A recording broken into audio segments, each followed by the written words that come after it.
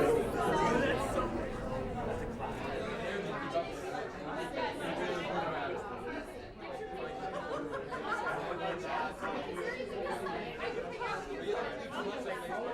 Linda Matthews, Reed College class of 67. I entered Reed in the fall of 1963, so do the math. Almost 50 years ago. It seems unbelievable to me. I've lived most of my adult life in the Chicago area, but I entered Reed as a Portland girl. I grew up in a modest Portland family in the shadow of Rocky Butte, near the airport, and I went to James Madison Public High School. My favorite high school English teacher was Janice Schuchart, and she had done her MAT at Reed, and I thought I could follow in her footsteps and go to Reed and be a high school English teacher myself. So tonight I'm going to tell you two versions of my Reed College story. Both are true, but their emphasis is different. And in the course of hearing them, you will learn how I defined the Reed College experience and how it has defined me. Here's the first version.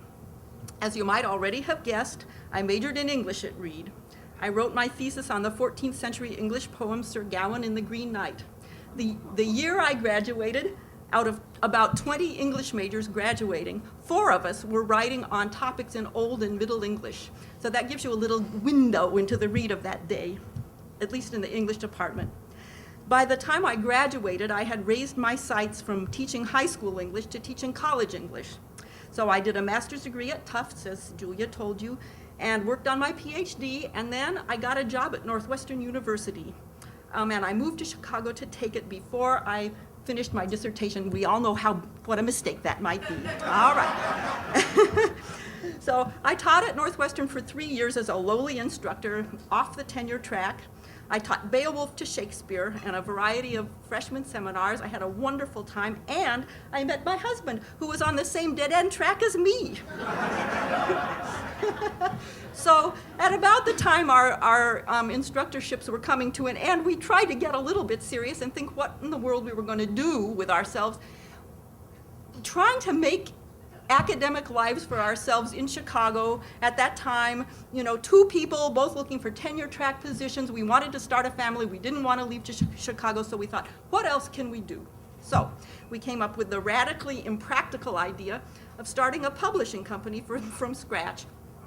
We were too young to know any better, so that's what we did. And now, more than 35 years later, and against all probability, we now have our 2 successful companies, our publishing company, Chicago Review Press, and our distribution company, Independent Publishers Group.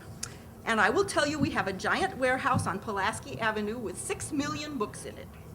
And we have about 100 people working for us, more than that actually.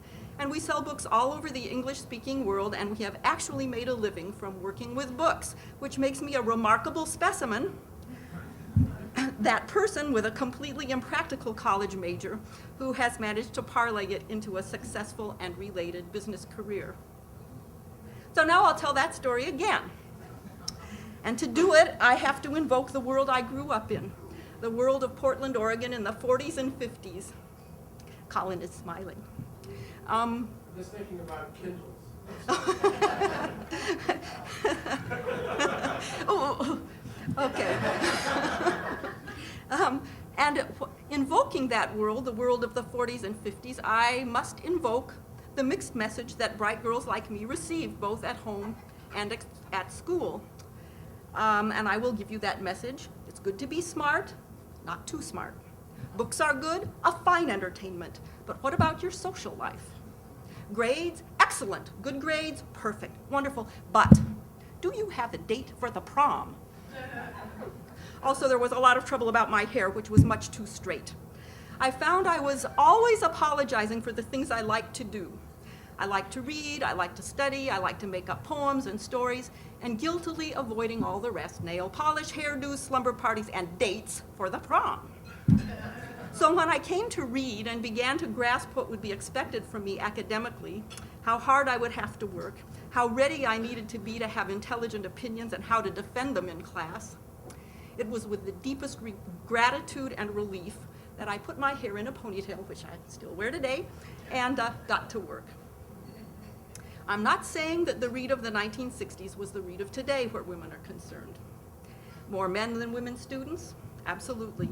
Few, if any, women faculty, also the case. Lots of dating between younger male faculty and older women students. Yes, not on my part, but others. But in the classroom, there was no double standard. Everybody was expected to do the work and do it well. A girl had to be assertive, had to be ready to make an argument and stick to it, and interrupt her classmates to defend it, and not let anybody talk her down. So I learned to do that.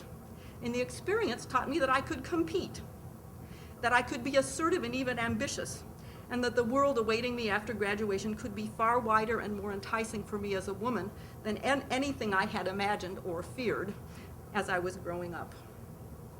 Let me give you one more glimpse of life as an English major at Reed College in the 60s. I even have a handout. If you find it, here it is. As a sophomore, I took a course from William H. Halewood, 17th century verse and prose. He was a fabulous teacher with many publications, and he didn't stay at Reed. He ended up at Toronto. I believe he's still there. Online, I found this article that he and Marvin Levish published together in 1965 entitled Houyhnhnm ist Animal Rationale. You remember the Houyhnhnms in Gulliver's Travels, the rational creature, the horse that was rational? Okay, well, I'll pass out these, or you can pass these around. Amazing. It's amazing. Okay, well, I was taking this class from William H. Halewood, not the Swift class, but the 14th century poetry and prose class.